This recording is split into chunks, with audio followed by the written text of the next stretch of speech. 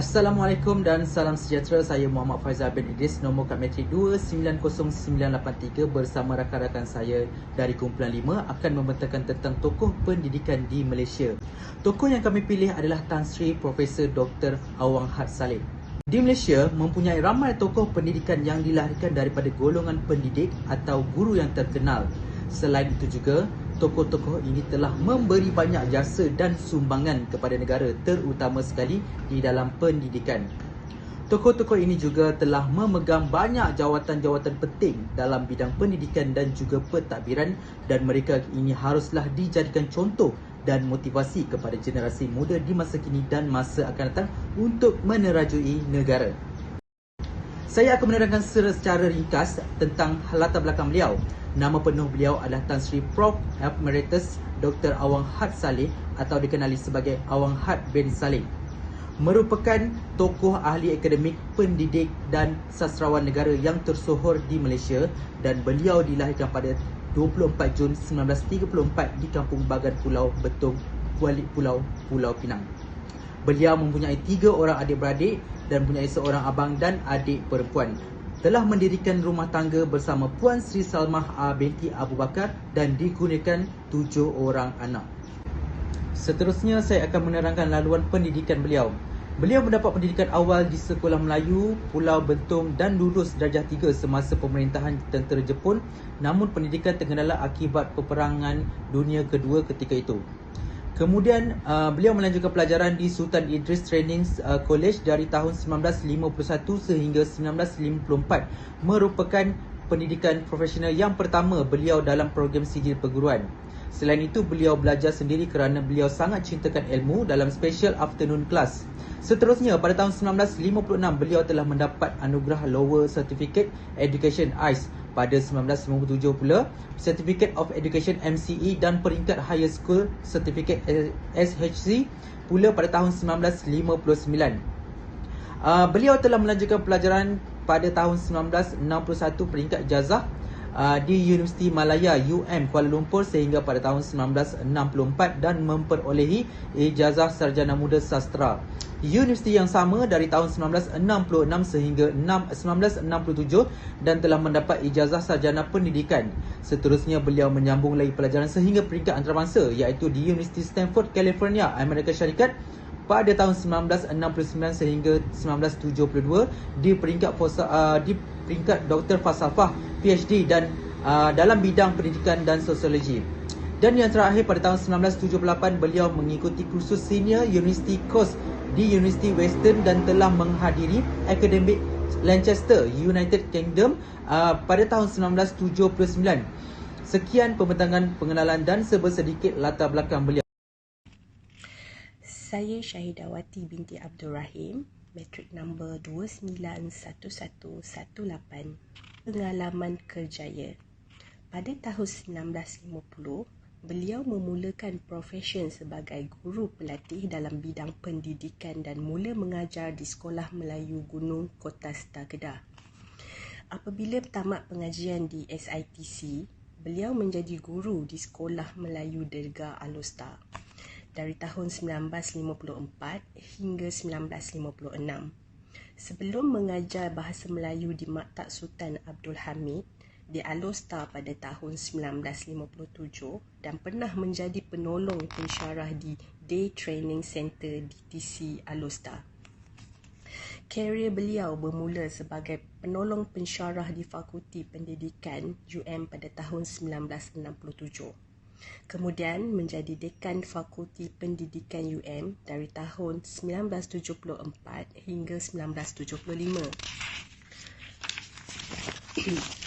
Pada tahun 1975, beliau dilantik menjadi Timbalan Naib Chancellor hal ehwal pelajar UM dan pada tahun 1978 beliau dilantik sebagai pensyarah Institut Teknologi Mara sehingga 1980. Pada tahun 1980 sehingga 1984, beliau menjadi Naib Chancellor Universiti Kebangsaan Malaysia UKM dan kemudian pada tahun 1984 sehingga 1989, beliau dilantik sebagai Naib Chancellor pertama Universiti Utara Malaysia UUM. Kehidupan selepas bersara. Setelah bersara, beliau dipanggil semula berkhidmat sebagai penasihat pelajaran di Kementerian Pelajaran Malaysia. Kemudian dilantik menjadi penasihat pengajian tinggi Kementerian Pendidikan Malaysia dari tahun 1988 sehingga 1989. Pada tahun 1989, beliau sekali lagi diberikan kepercayaan untuk jadi penasihat khas pada Menteri Pendidikan Malaysia sehingga 1990. Beliau juga turut menggalas tugas Setiausaha Agung UNESCO dan ahli lembaga eksekutif UNESCO. Pada penghujung 1980, beliau juga pernah memegang jawatan Fellow Kanan di Institut Kajian Strategik dan Antarabangsa ISIS Malaysia. Sepanjang riwayat hidup beliau, telah banyak jasa khidmat bakti dicurahkan melalui idea dan penulisannya. Antaranya, buku-buku prasekolah, sekolah rendah dan sekolah menengah dan penulisan kreatif di bidang pendidikan bahasa, kesusasteraan dan kebudayaan. Beliau akhirnya telah menghembuskan nafas terakhir akibat komplikasi paru-paru di Hospital Putrajaya dan dikebumikan di tanah perkuburan Taman Selatan, Presin 20 Putrajaya, Malaysia. Salam sejahtera, saya Sarani Ravindra, nombor matriks 291117. Saya akan membentangkan tentang sumbangan tokoh yang dipilih. Awang Had Saleh yang merupakan sastrawan dan ahli akademik telah banyak memberikan sumbangan kepada masyarakat di Malaysia dalam bidang-bidang seperti sastra, budaya dan pendidikan. Antaranya ialah beliau telah menghasilkan karya sastra yang diakui dan dicontohi oleh penulis sastra yang lain. Karya beliau juga telah banyak memberikan sumbangan dalam memperkukuhkan pemahaman terhadap sejarah dan kebudayaan Malaysia. Selain itu, Awang Had Saleh juga aktif dalam organisasi-organisasi kebudayaan.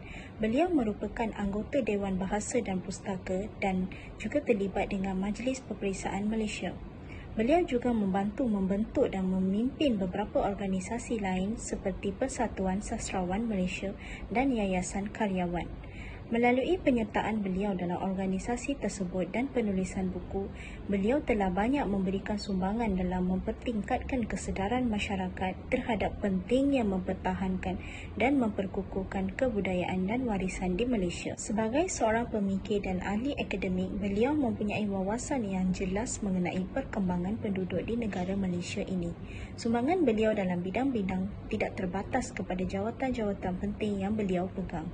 Beliau aktif dalam memperjuangkan kepentingan bahasa Malaysia dan menegaskan bahawa bahasa ini harus dipertahankan. Karya-karya beliau juga banyak memberikan sumbangan yang penting dalam memahami sejarah dan kebudayaan di Malaysia. Oleh itu, kita dapat simpulkan bahawa Awang Had Saleh adalah seorang tokoh dan ahli akademik yang telah banyak memberikan sumbangan yang penting dan membantu generasi-generasi baru dalam menyumbang kepada pembangunan negara. Sekian, terima kasih. Assalamualaikum dan salam sejahtera. Nama saya Nur Fadilah binti Abdul Nasir. Nombor kad matrik saya 291108. Untuk pembentangan kumpulan ini, saya akan menerangkan tentang kesan yang ditinggalkan oleh Profesor Dr. Awang Had Saleh.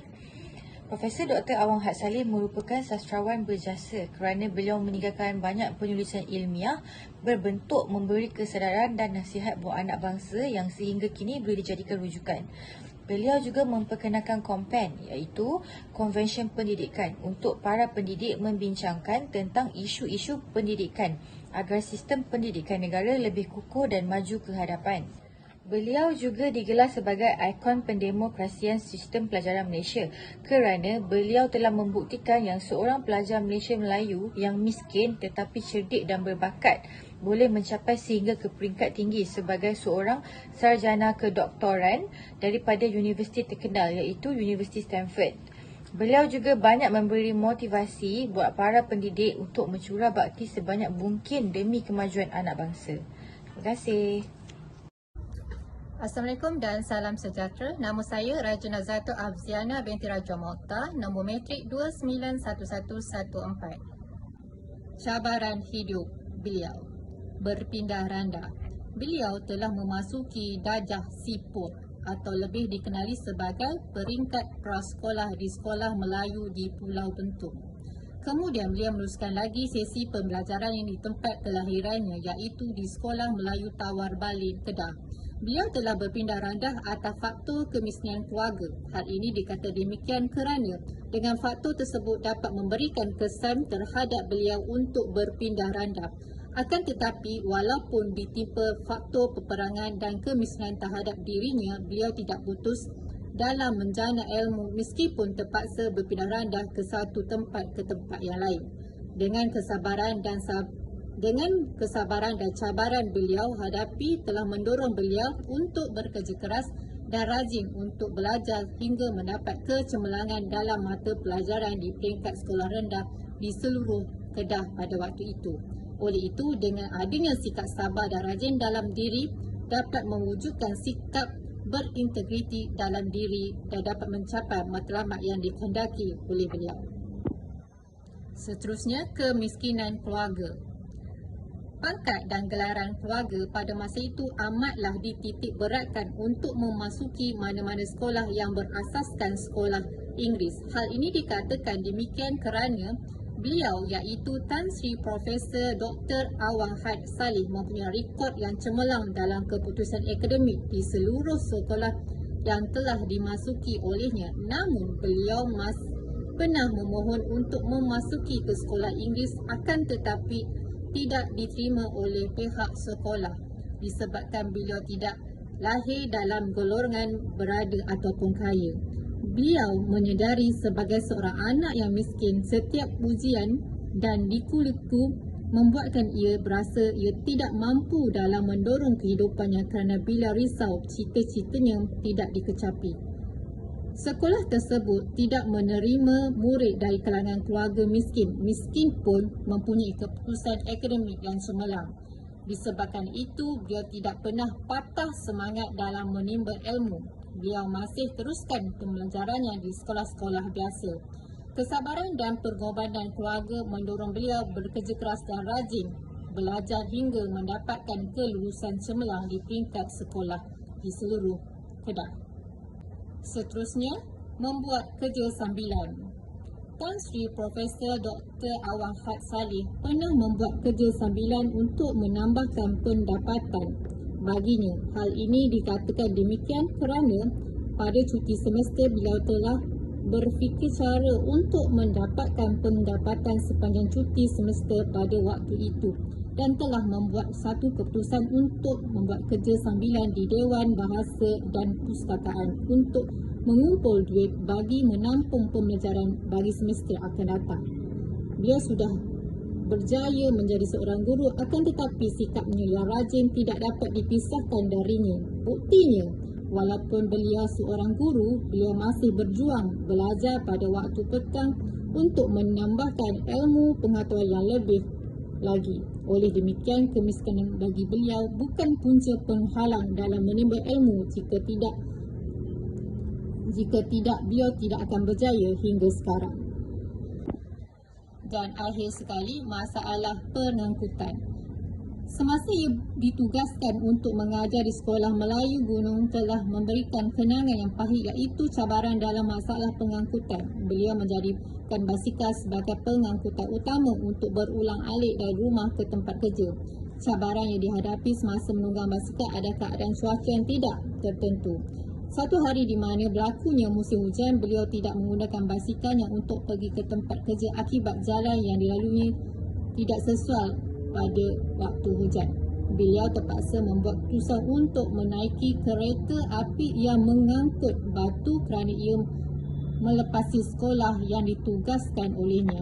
Akan tetapi, Kereta api tersebut tidak dapat berhenti kerana ia melalui berhampiran sekolah sahaja.